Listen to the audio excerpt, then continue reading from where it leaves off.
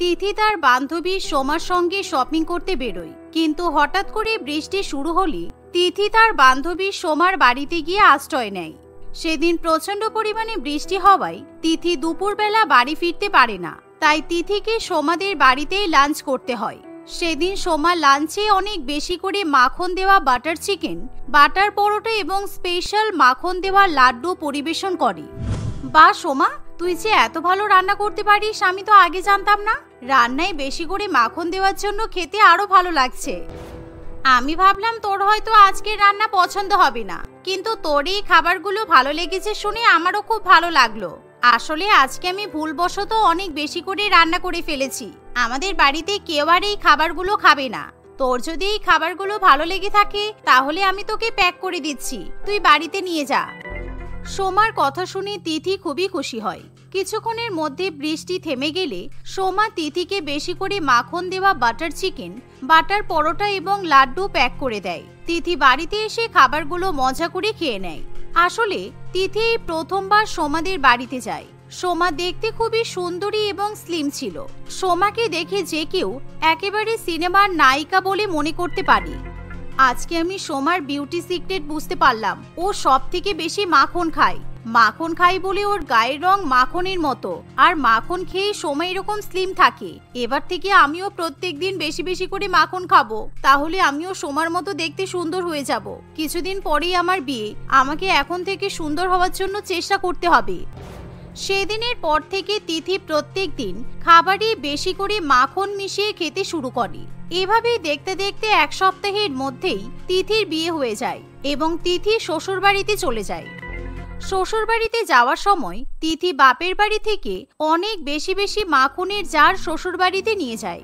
শ্বশুর বাড়িতে যাওয়ার পরের দিনই তিথি বেশি করে মাখন দিয়ে আলুর পরোটা, মাখন দিয়ে ঘুগনি এবং মাখন ক্ষীর বানায়। তিথি শ্বশুর বাড়ির লোকজনকে যখন সেই খাবার পরিবেশন করা হয় তখন, এসব কি রান্না করেছো বৌমা? খাবারের মধ্যে থেকে মনে হচ্ছে যেন মাখন ঝরে ঝরে পড়ছে। আলু পরোটায় তুমি মাখন দিয়েছো বুঝতে পারছি, কিন্তু মাখন ক্ষীর কেন রান্না করেছো? এত বেশি মাখন খেলে তো শরীর খারাপ করবে।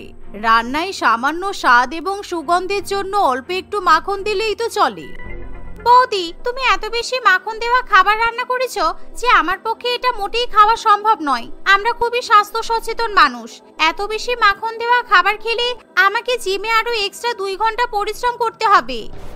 এমন সময় তিথি শ্বশুরবাড়ির পরিবার সেই অতিরিক্ত মাখন দেওয়া খাবার খেতে না চাইলে তিথি খুবই খুশি হয়, কারণ সে একাই সেই খাবারগুলো খেয়ে নিতে পারবে।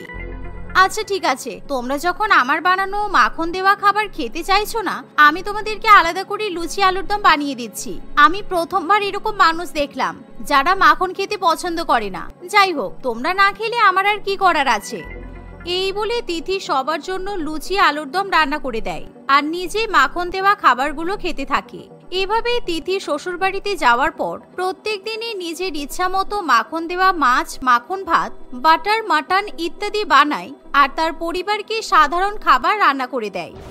একদিন তিথির শ্বশুর বাড়িতে তার শাশুড়ি মায়ের দাদা, বৌদি, তাদের বৌমা এবং নাতি নাতনি বেড়াতে আসে।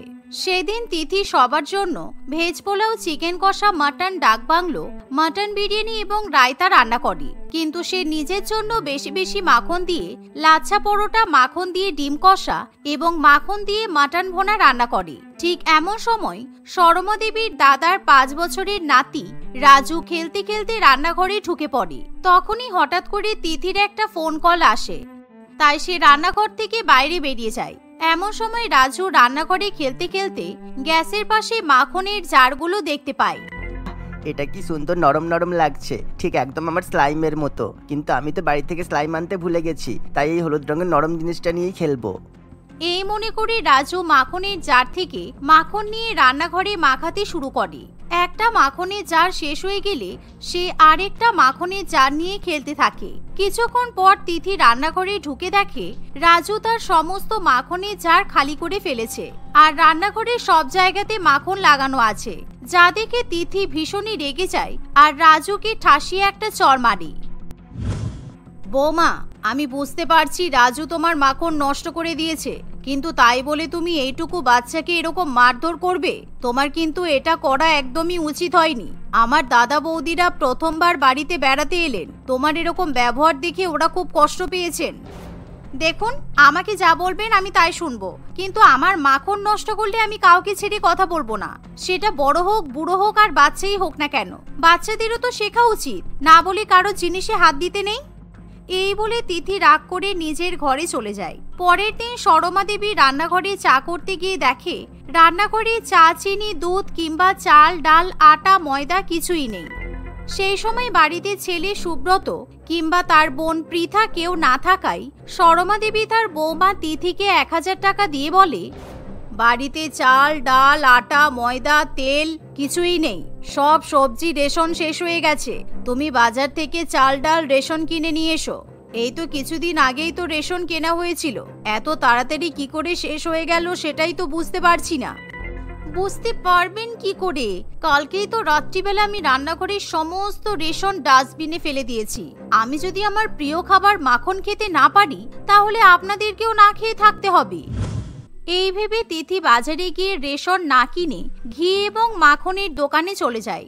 সেই দোকানে গিয়ে তিথি জানতে পারে 1000 টাকা মাখনের কেজি। তাই তিথি তখনই শাশুড়ি মায়ের দেওয়া 1000 টাকা দিয়ে 1 কেজি মাখন কিনে বাড়িতে চলে যায়। বাড়িতে পৌঁছানোর পর তার শাশুড়ি মা রেশনের কথা জিজ্ঞাসা করলে সে বলে, আমি মাখন কিনতে গিয়েছিলাম, তাই আপনাদের জন্য সবজি পাইনি।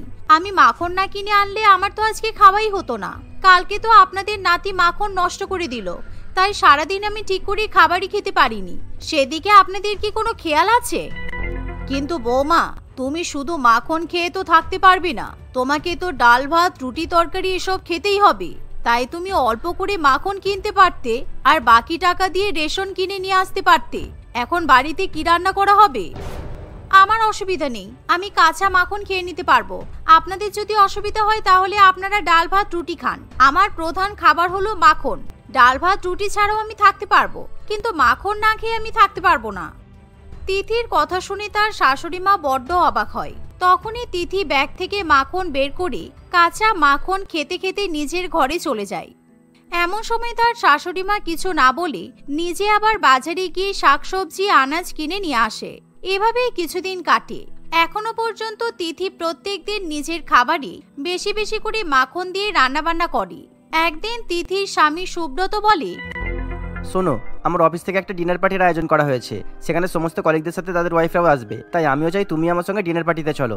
আর যেহেতু আমার নতুন বিয়ে হয়েছে তাই সবাই বউকে নিয়ে যাওয়ার জন্য জোর করছে, বুঝেছো?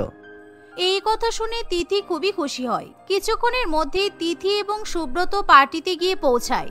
সেখানকার ডিনার টেবিলে অনেক রকমের চাইনিজ খাবার, থাই খাবার, north Indian, south Indian, Korean কুইজিনের খাবার দাবার পরিবেশন করা থাকে, যা দেখে সবাই খুবই খুশি হয়ে খাবার খেতে শুরু করে।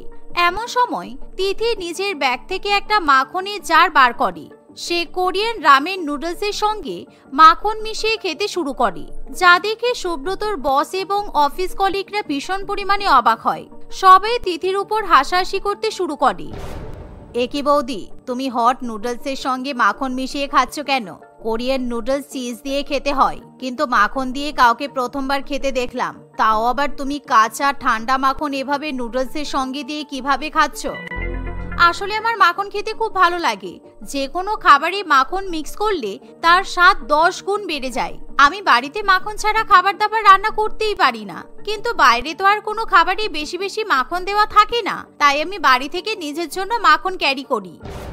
এই বলে তিথি নিজের প্লেটে বিরিয়ানি তুলে নেয় আর বিরিয়ানির মধ্যেই কাঁচা মাখন মিশিয়ে খেতে শুরু করে। এমনকি সে ভার্জিন মোহিতোর মধ্যেও মাখন গুলিয়ে খেতে থাকে। তিথির এরকম কাণ্ড কারখানা দেখে সুব্রতর কলিগরা কিছুতেই হাসি থামাতে পারে না। এতে করে সুব্রত ভীষণই অস্বস্তি বোধ করে। তুমি সব কি শুরু করেছো বলো তো? তোমাকে দেখে তো মনে হচ্ছে কোনো মেন্টাল হসপিটালের পেশেন্ট। এখানে রেস্টুরেন্টের সঙ্গে কাউকে দেখতে পাচ্ছ যে কোল্ড ড্রিঙ্কসের সঙ্গে মাখন মিশিয়ে খাচ্ছে? আমি যদি আগে জানতাম যে তুমি আমাকে সবার সামনে এরকম হাসির পাত্র করে তুলবে, তাহলে আমি তোমাকে কখনোই নিয়ে আসতাম না। আরে তুমি কি জানো না, মাখন খেলে আমিও দেখতে মাখনের মতো হয়ে যাব।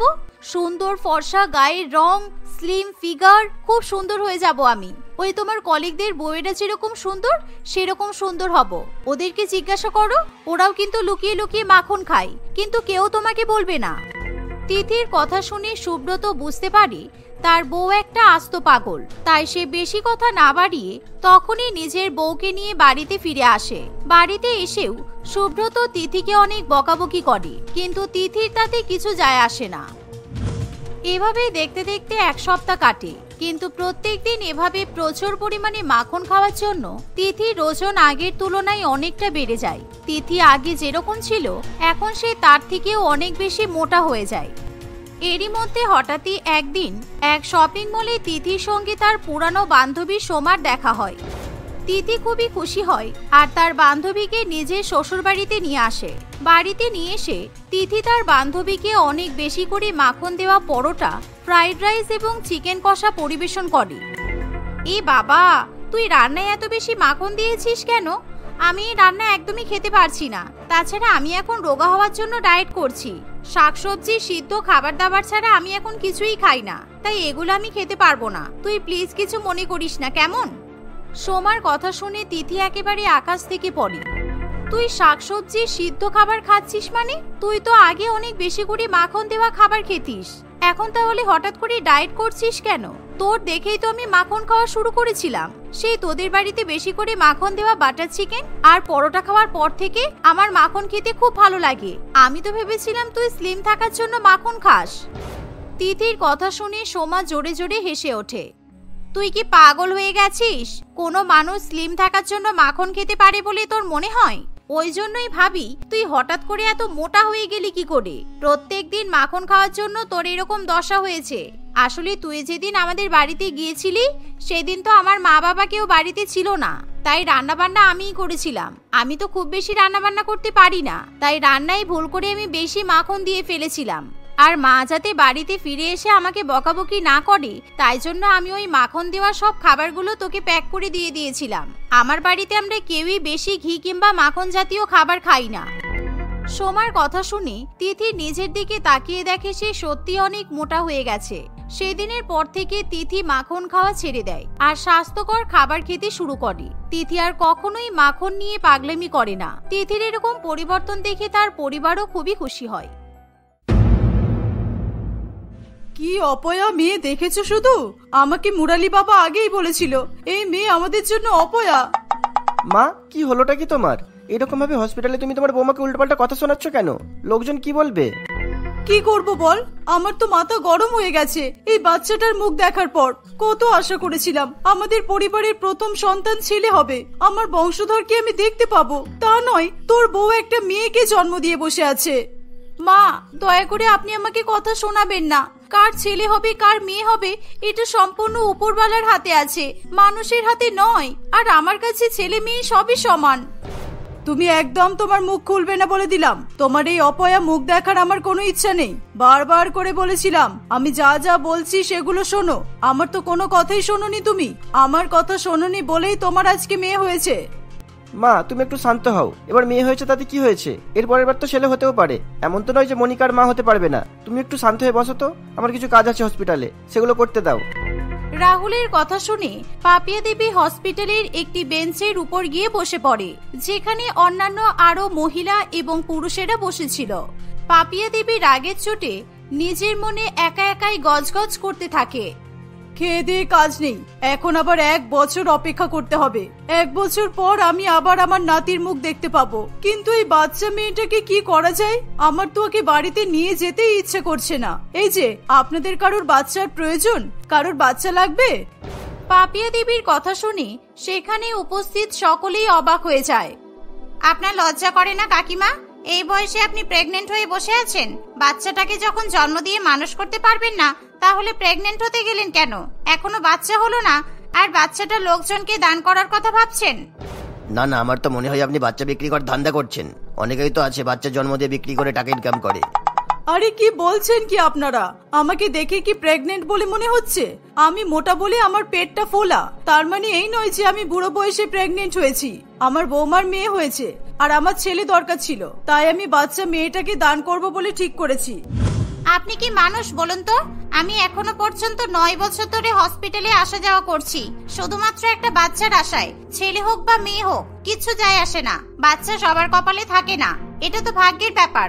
সত্যি আপনার মতো মানুষেরা এখনো তাহলে পৃথিবীতে আছে, এটা তো ভাবাই যায় না। এই তো তোমার বাচ্চা হয় না, তুমি তাহলে বাচ্চাটা নাও, আমি তোমাকে ফ্রিতেই দিয়ে দেব। আমাদের ওই বাচ্চা মেয়েটার কোনো প্রয়োজন নেই। আমার বৌমা দ্বিতীয়বারের জন্য ছেলের জন্ম দেবে, শুধু শুধু এই বাচ্চাটাকে নিয়ে গিয়ে খাইয়ে পড়িয়ে কোনো লাভ নেই। দয়া করে তুমি বাচ্চাটা নিয়ে নাও মা। রাহুল তার মায়ের এরকম কীর্তিকলাপ দেখে প্রচন্ড রেগে যায়। সে সকলের সামনে ভীষণ পরিমাণে লজ্জা বোধ করে। মা চলো বাড়ি চলো। তুমি এসব কি করছো? ছেলে ছেলে করে কি তোমার সত্যি মাথাটা খারাপ হয়ে গেল? চলো, বাইরে গাড়ি দাঁড়িয়ে আছে, গিয়ে উঠে পড়ো। তুমি আর হসপিটালে আসবে না বলে দিলাম, চলো। এভাবেই রাহুল জোর করে তার মাকে বাড়িতে পাঠিয়ে দেয়। বাড়িতে গিয়েও পাপিয়া দেবী হীনমন্যতায় ভুগতে থাকে। কয়েকদিন পর হসপিটাল থেকে মনিকা ডিসচার্জ হয়ে গেলে রাহুল তাকে বাড়িতে নিয়ে আসে। মনিকা দেবী আবার তার বৌমাকে কথা শোনানো শুরু করে দেয়। একটা কথা কান খুলে শুনে নাও বৌমা, যত তাড়াতাড়ি সম্ভব আমার হাতে তোমার ছেলে সন্তানকে দেখতে চাই। আমি তোমার দ্বিতীয় সন্তানের জন্য অপেক্ষা করছি। আমি যেন কিছুদিনের মধ্যেই সুখবর পাই। আমি সবেমাত্র হসপিটাল থেকে বাড়ি ফিরলাম, আর আপনি এখনই দ্বিতীয় বাচ্চার কথা বলছেন? আপনি জানেন না প্রথম বাচ্চা হওয়ার পর দ্বিতীয় বাচ্চা নেওয়ার আগে কমপক্ষে 3-4 বছরের গ্যাপ দেওয়া দরকার। আগে আমার মেয়েটা তো মানুষ হোক, তারপর তো আমি দ্বিতীয় বাচ্চার কথা ভাববো। এই সিদ্ধান্ত নেওয়ার অধিকার তোমাকে কে দিয়েছে? কে দিয়েছে এই অধিকার তোমাকে? আমার 1 বছরের মধ্যে নাতি চাই, তাই কিছুদিনের মধ্যেই তোমাকে গর্ভধারণ করতে হবে। তোমরা দ্বিতীয় বাচ্চার জন্য প্ল্যানিং শুরু করো। আমার নাতি চাই। মা, তুমি এরকম সবসময় ছেলে ছেলে করে পাগল হয়ে যাচ্ছ কেন? একবার আমার মেয়েটাকে কোলে নিয়ে তো দেখো। এই ফুটফুটে মেয়েটার দিকে তাকিয়ে দেখো, তোমার মন একেবারে গলে যাবে, আর তখন আর তোমার পুত্র সন্তানের প্রয়োজনই পড়বে না। খবরদার না, এই বাচ্চা মেয়েটাকে আমার সামনে থেকে সরা। আমি এই মেয়ের মুখও দেখতে চাই না। আর এই যে বৌমা, তাড়াতাড়ি কাপড়টা ছেড়ে তৈরি হয়ে নাও, আমাদের এক জায়গায় যেতে হবে। এক জায়গায় যেতে হবে বলতে? এই মাত্র তো আমি হসপিটাল থেকে বাড়ি এলাম, আর এখনই আপনি আমাকে নিয়ে কোথায় যাবেন? আমি তোমাকে মুরালি বাবার কাছে নিয়ে যাব। মুরালি বাবা তোমার হাত থেকে বলবে দ্বিতীয় বাচ্চাটা ছেলে হবে নাকি মেয়ে হবে। এর আগের বার অনেক চেষ্টা করে আমি তোমাকে নিয়ে যেতে পারিনি, কিন্তু মুরালি বাবা ঠিক কথাই বলেছিল, তোমার মেয়েই হবে, আর তাই হয়েছে। তাই আমি এবার আগে থেকেই জানতে চাই। মা, আমরা তো সবে প্রথম বাচ্চা নিয়ে বাড়িতে এলাম, আর তুমি এখন থেকে দ্বিতীয় বাচ্চা শুরু করে দিয়েছো। ডাক্তার বলেছে মনিকার এখন বিশ্রামের প্রয়োজন, তুমি এখন ওকে কোথাও নিয়ে যাবে না। তাছাড়া এখন এত ছোট বাচ্চাকে বাইরে নিয়ে যাওয়াও তো ঠিক হবে না। আমার মেয়েটার খুব খিদে পেয়েছে, দেখুন কিভাবে কাঁদছে। একে এখন দুধ খাওয়াতে হবে। হসপিটাল থেকে নিয়ে এলাম, ভালো করে পরিষ্কার পরিচ্ছন্ন করতে হবে। কিচ্ছু করার প্রয়োজন নেই, ফেলে রাখো এই অপয়া মেয়েটাকে। কই দাও দেখি, আমার কাছে দাও। এই যে থাক এখানে শুয়ে, যতক্ষণ না আমি জানবো তোমার দ্বিতীয় বাচ্চা ছেলে হবে কিনা, ততক্ষণ তুমি এই বাচ্চা মেয়েটার গায়ে হাত দেবে না। কাঁদুক, কত কাঁদতে পারে, আমার কিচ্ছু যায় আসে না। মা, আপনি এতটা নিষ্ঠুর হবেন না। আমার মেয়েটাকে এইভাবে কষ্ট দেবেন না। মেয়েটাকে একটা বারের জন্য দুধ খাওয়াতে দিন, তারপর আপনি যেখানে বলবেন আমি সেখানেই যাব। এত ছোট বাচ্চা মেয়ে আমাকে ছাড়া থাকতে পারবে না মা। পাপিয়া দেবী মনিকার কোনো কথাই শুনতে চায় না। সে জোর করে অসুস্থ মনিকাকে নিয়ে মুরালি বাবার কাছে যায়। রাহুল নিরুপায় হয়ে বাজার থেকে দুধ কিনে এনে কোনো রকমে তার বাচ্চা মেয়েটাকে খাওয়ানোর চেষ্টা করে। সে কিছুতেই বাচ্চা মেয়েটাকে শান্ত করতে পারে না। অন্যদিকে পাপিয়া দেবী মুরালি বাবাকে বলে, আপনার কথা ঠিক হয়েছে মুরালি বাবা, এই অপয়াটার প্রথম বাচ্চা মেয়েই হয়েছে। আপনি একবার হাতটা দেখে বলুন তো এর দ্বিতীয় বাচ্চাটা ছেলে হবে কিনা। বুঝলাম। দে মা, তোর হাতটা দে, ভয়ের কিছুই নেই, হাত দে। ঘোর বিপদ, এই মেয়ের কপালে তো ঘোর বিপদ লেখা আছে।